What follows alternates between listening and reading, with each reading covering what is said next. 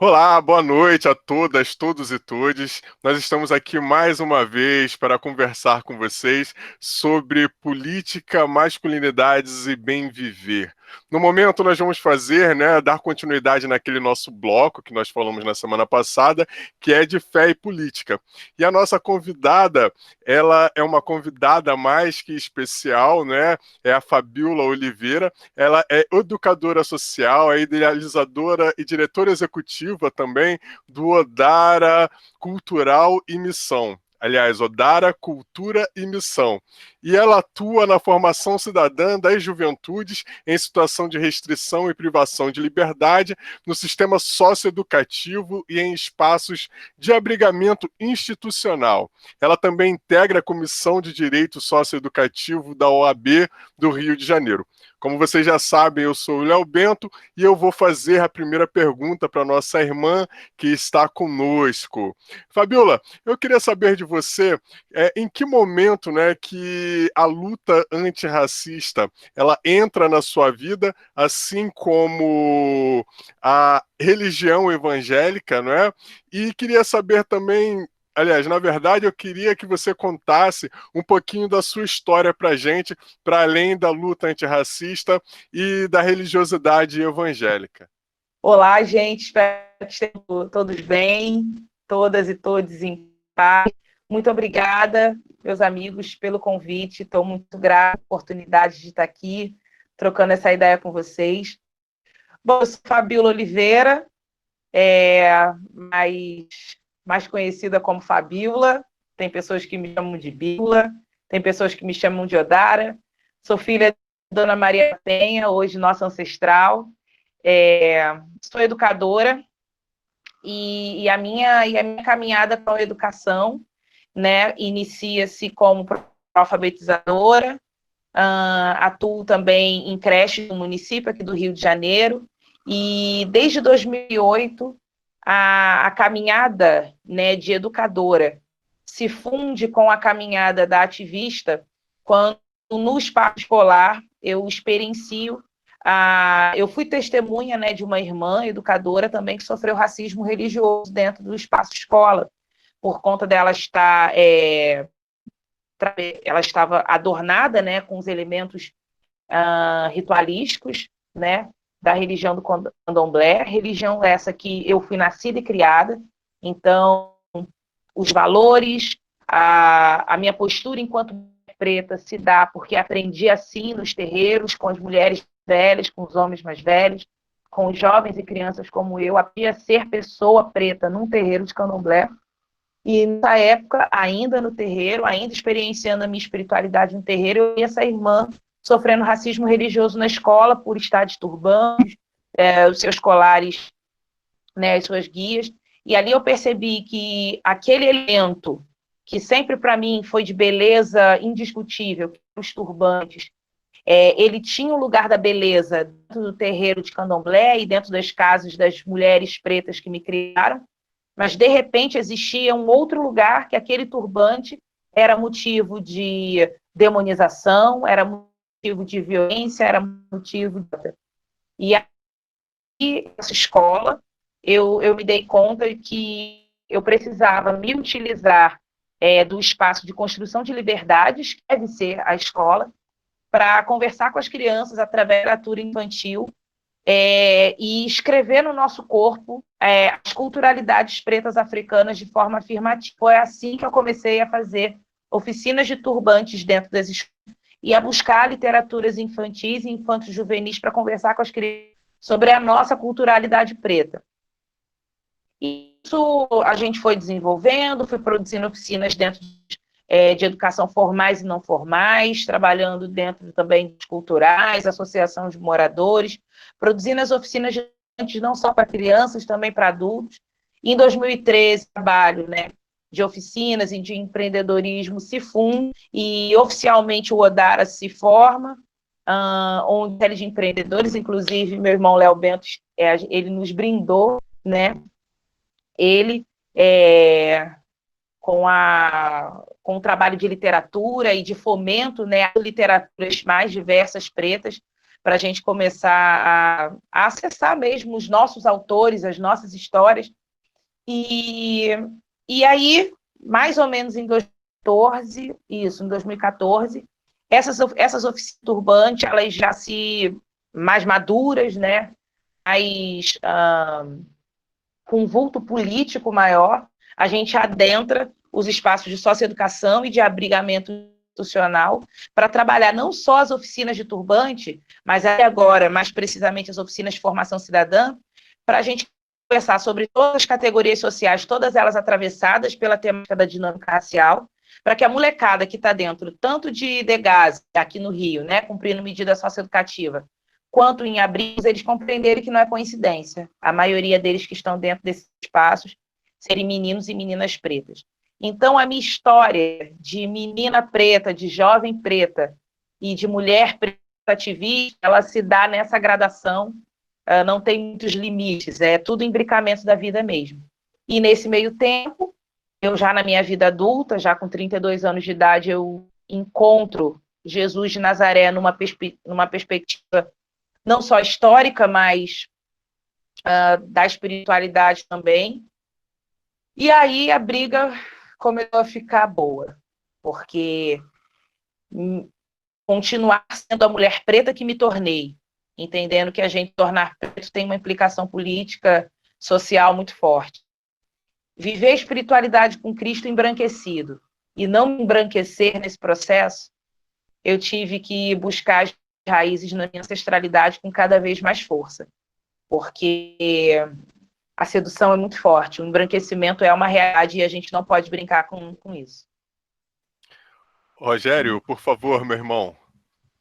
Olá, boa noite, boa tarde, bom dia a todos e a todas. Obrigado, Fabíola, pela participação aí no nosso canal.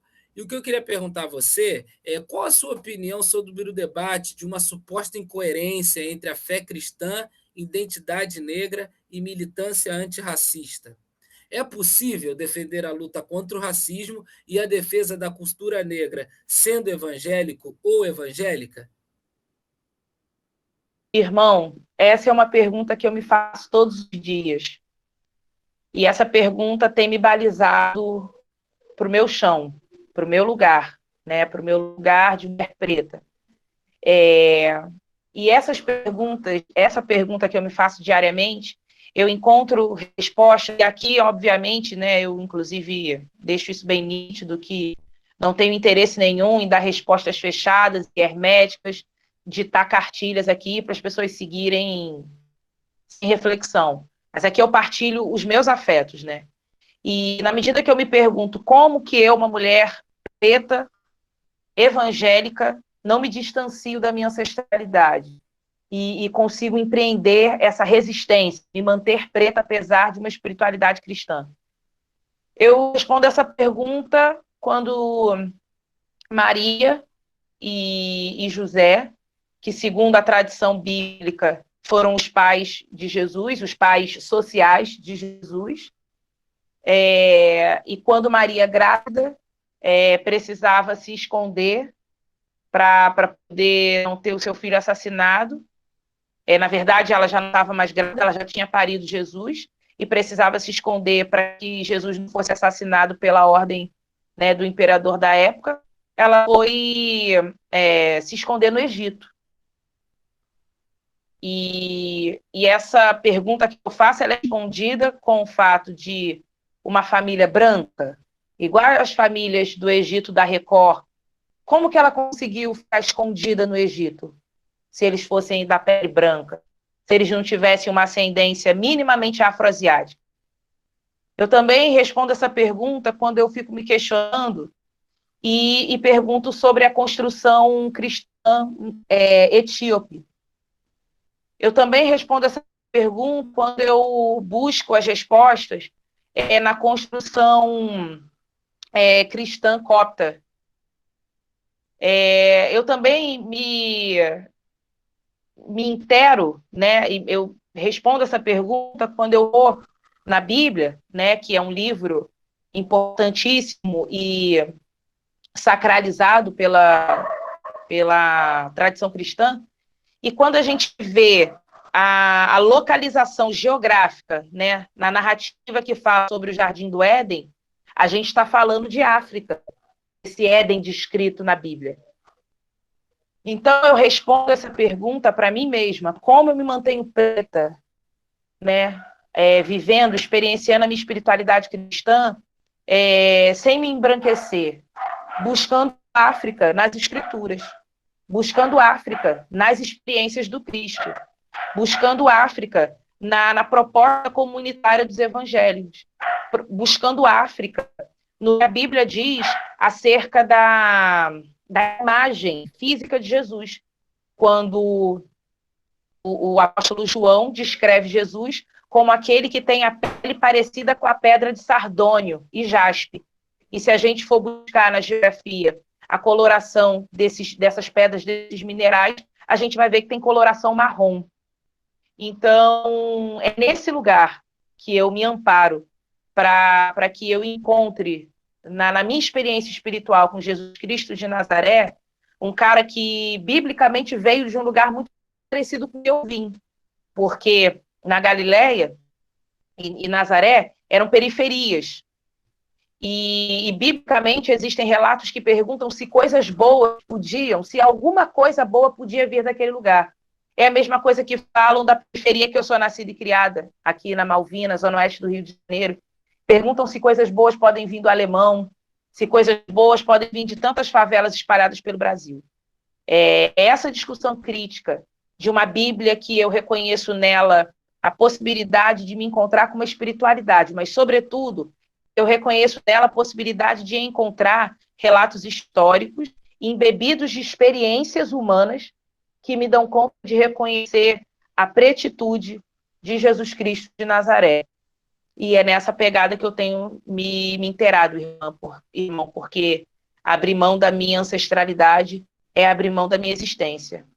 E abrir mão da minha existência, eu não tenho como experienciar espiritualidade nenhuma. Júlio, por favor, é contigo. Ô, Fabiola, eu queria que você falasse um pouco sobre o movimento negro evangélico e como, né, esses negros e negras não alinhados com uma linha conservadora de evangelismo veem e atuam em relação, né, à intolerância religiosa, principalmente os nossos irmãos das religiões de matriz africanas vêm sofrendo, né? Como vocês encaram isso? O movimento negro evangélico, ele tem por essência o entendimento de que a nossa espiritualidade não pode e não deve nos cegar diante da violência sistêmica, estrutural e estruturante do racismo. Violência essa que é corroborada, é manutenida, é fomentada pelas estruturas hegemônicas do protestantismo no Brasil. Eu, por exemplo, estou localizada, eu nunca digo que eu sou batista, mas eu estou batista. Estou refletindo a minha vida cristã a partir, né, de princípios batistas, reivindicando para mim a historicidade, a luta e o ativismo do pastor batista Martin Luther King, da irmã batista Rosa Parks. E como a gente caminha, olhando esses grandes referenciais pretos, tanto na fé como no ativismo, sem também considerar a história violenta dos missionários batistas do sul dos Estados, racistas chegados aqui, com uma afirmação sobre a possibilidade da escravização. Como é que a gente não dialoga sobre isso? E é sobre essa história violenta de racismo, né, de tantas denominações históricas evangélicas no Brasil, é que o movimento negro evangélico joga a luz. Joga a luz para que a gente pare de demonizar a nossa ancestralidade, para que a gente critique e denuncie a demonização a tudo que é referenciado, tudo aquilo que é preto referenciado, não só as religiões de matriz africana, mas as nossas experiências corpóreas. Não é à toa que são principalmente os nossos irmãos pentecostais, que na sua maioria são as pessoas pretas, que são desqualificados nas suas experiências espirituais. Porque ao viver a experiência com o sagrado, ao viver a experiência com o Espírito Santo de Deus, por exemplo, eles rodopiam, eles suam, eles cantam, eles vociferam a sua espiritualidade. E isso é uma identidade, se não africana. Isso só é uma identidade africana. E não é à toa que justamente os irmãos pentecostais que são mais desqualificados e apontados nas discussões de racismo religioso. Porém, a gente precisa aqui fazer denúncia. A maioria dos evangélicos, dos rivelmente evangélicos que estão aparelhando as instituições públicas no executivo, são de evangélicos históricos, presbiterianos e batistas, principalmente. Então, e que, na sua maioria, obviamente, brancos e de classes abastadas. Então, o movimento negro evangélico ele joga luz sobre essas discussões, demonização integral a tudo aquilo que é preto africano, a tudo aquilo que tem a ver com a nossa historicidade. Discute, inclusive, a inerrância da Bíblia, que em muitas das suas passagens dizem e confirmam como é que fala? Que é possível se ter escravização. Existem muitos trechos, inclusive no Novo Testamento, que confirmam que a escravização é possível e necessária, e que confirmam que as pessoas escravizadas precisam se manter caladas, precisam se manter obedientes aos seus senhores, porque em obedecendo aos seus senhores, é como se eles estivessem obedecendo à autoridade de Deus. É necessário discutir de forma respeitosa, porém contundente, essa inerrância de uma escritura que ela pode sim ser sacralizada, mas é sagrada na medida que confirma a morte existencial, a morte da agência de pessoas. Eu não caminho com um sagrado que confirma a morte. Eu não caminho com um sagrado que diz que o meu corpo nasceu para ser amaldiçoado e escravizado. Então, a gente precisa reconhecer a produção pessoal e social das escrituras e ler a Bíblia a partir da centralidade de Jesus, que veio com um dos seus objetivos bastante nítidos, que era destruir o sistema religioso que violava direitos fundamentais de pessoas, principalmente das pessoas historicamente violadas, mulheres, pessoas pobres e pessoas à margem. Humberto, por favor, meu irmão. Fabiola, querida, seguinte, queria saber de você, como você avalia a bancada evangélica, essas junções de Bíblia, bala, essas junções que a gente vê, e como você também vê dentro do seu ponto de vista as expectativas do futuro para esse movimento evangélico, né? Como você vê, como você avalia o movimento evangélico? Vamos fazer uma avaliação no sentido do campo que você atua. Como é que você avalia isso? Irmão, sobre a avaliação à bancada evangélica, associada à bancada da bala e do boi, né? Eu não avalio, eu só repudio mesmo. Eu não tenho uma avaliação mais aprofundada acerca dela. É uma bancada atrelada a tudo de mais perverso. É uma bancada que tem uma defesa direta e frontal ao capitalismo mais selvagem, a acúmulo de capital de forma descarada, uma bancada compromissada com a morte, uma bancada compromissada com o retrocesso de todas as construções acerca de direitos humanos, uma bancada aliada às violações mais fundamentais de direitos humanos, uma bancada que declara nitidamente, né, o seu ódio às pessoas pobres, às pessoas pretas, às pessoas faveladas. Não odeiam os seus dinheiros, só não odeiam os seus recursos. Então, a avaliação que eu faço é uma avaliação que toda a sociedade já sabe. Só que existem pessoas que, ou frontalmente, acreditam nesse processo de construção de currais ideológicos e eleitorais, e que assumidamente constroem a sua existência de fomento a essas perversidades, ou pessoas que também fomentam essa perversidade, só que a partir da omissão, que para mim é um tipo de violência tão perigoso e tão violento quanto. Então, a minha avaliação é essa.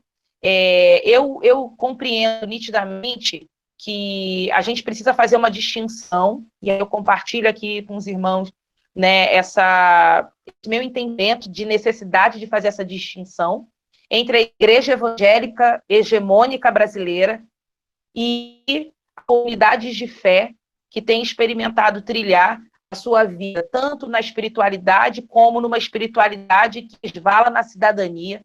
Existe uma distinção entre essas comunidades. Porque existe uma igreja evangélica que é corporativista, que é empresarial, que funciona como uma grande corporação.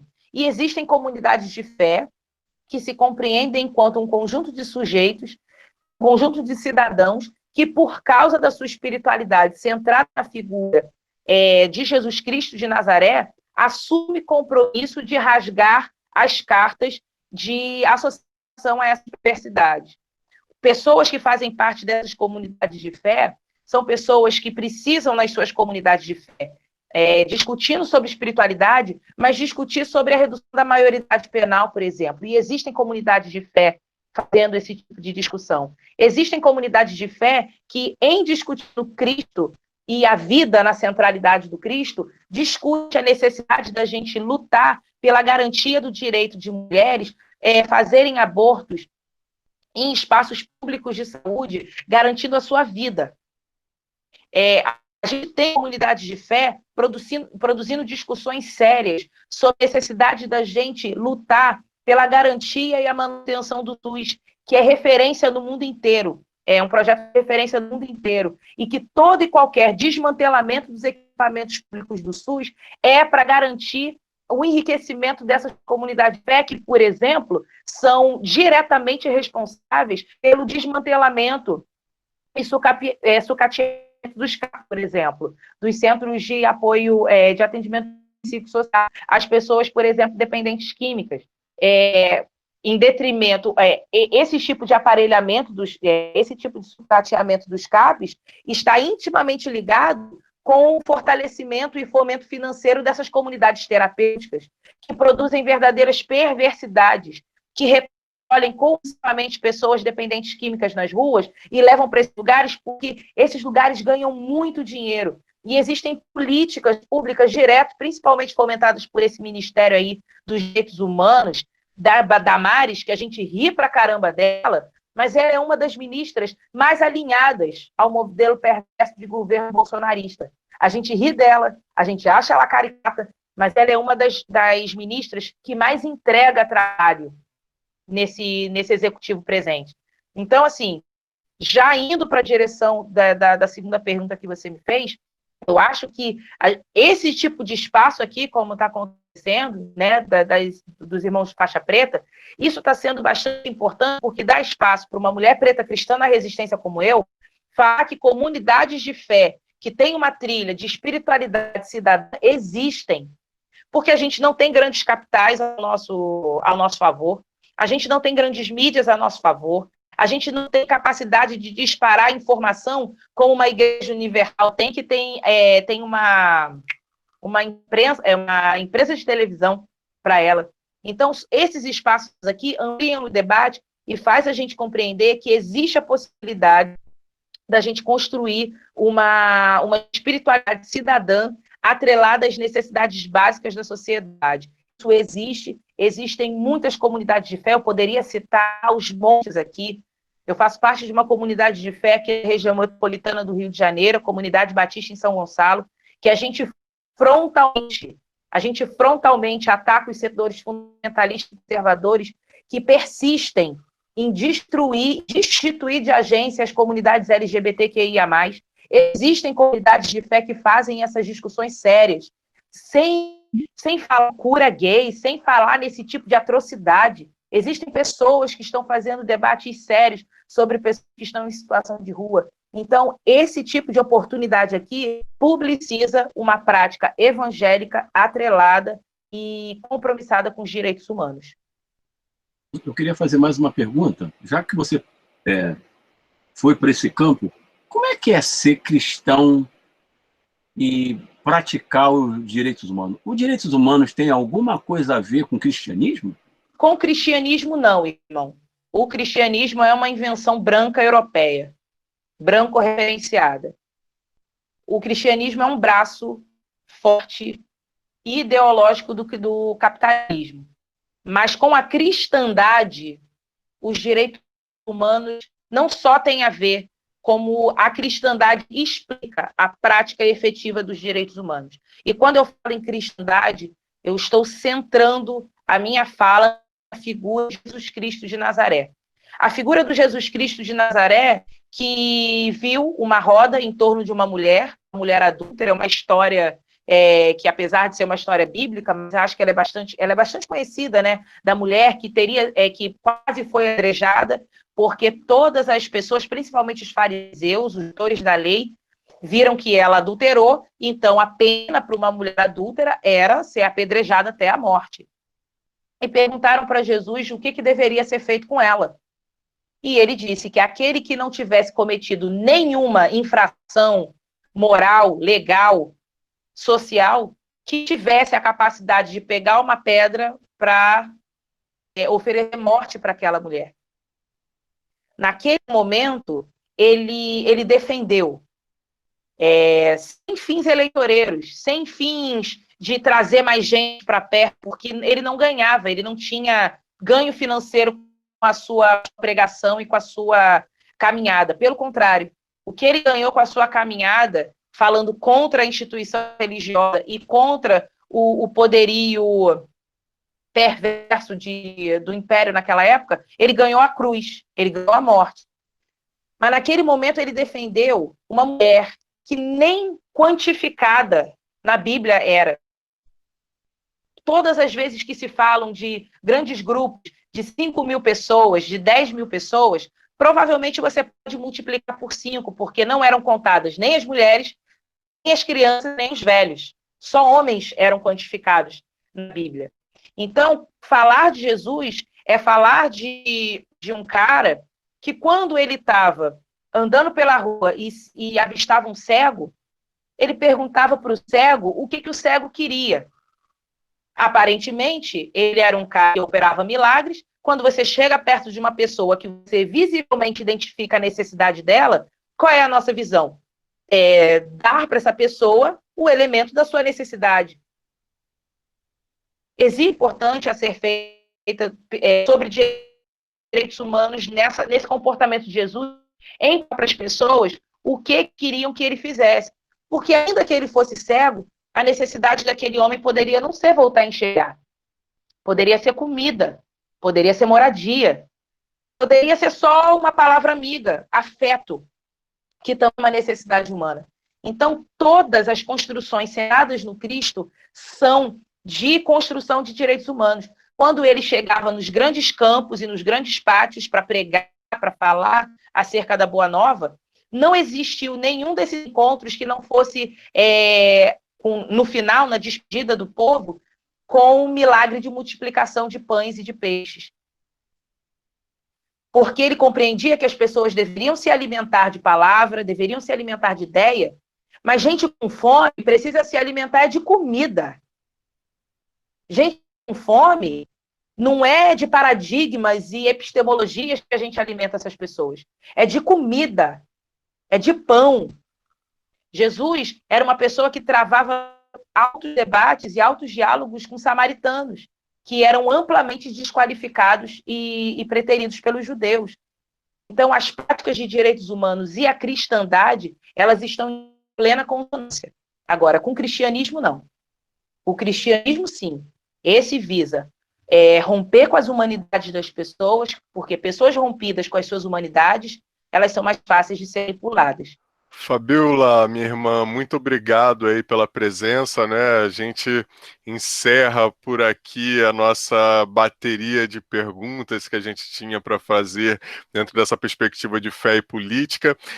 Mas antes da gente encerrar, né, eu queria convidar as pessoas que nos acompanham a compartilhar e a quem chegou aí pela primeira vez para nos acompanhar também, tocar no sininho para receber as notificações todas as vezes que a gente subir um vídeo lá.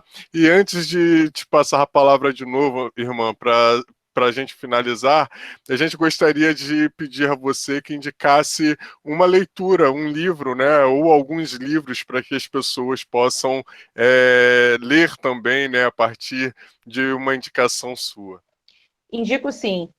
Eu indico duas leituras. Eu indico um livro de Desmond Tutu, que é um arcebispo anglicano, né, da África do Sul, chamado Deus Não é Cristão. É um compilado de textos e artigos e discursos que ele fez e que dá conta da gente caminhar nesse entendimento de que a figura do sagrado, que eu chamo de Deus, que irmãos chamam de Olodumaré, irmãos chamam de Pachamama, irmãos chamam tantos irmãos de tantas diversas possibilidades espirituais, chamam de tanta coisa. Deus não é propriedade do cristianismo. Então, eu indico muito esse livro, Desmond Tutu, Deus Não é Cristão. E indico um livro do meu irmão Ronilson Pacheco, teólogo, pastor batista também, chamado Teologia Negra, o sopro antirracista do espírito, Ronilson Pacheco, que ele, de uma forma brilhante, acessível, fala um pouco da construção da teologia negra e fala muito das nossas demandas enquanto pessoas negras que se relacionam com o sagrado, né? Fala da nossa territorialidade, da nossa corporeidade, da nossa ancestralidade, e vem pontuando, né, uma teologia negra que se coloca no lugar de uma teologia pública, de uma teologia que serve, sim, para as minhas demandas e as minhas escolhas espirituais, mas, sobretudo, serve também para a minha construção cidadã de responsabilidade com a minha comunidade e com o sagrado com o qual eu decidi caminhar. Então, eu indico essas leituras aqui, são leituras que colocam, né, as irmãs e os irmãos que vão assistir aqui esse conteúdo, a parte de uma comunidade de fé que está construindo uma espiritualidade cristã centrada no Cristo preto favelado de Nazaré. Perfect.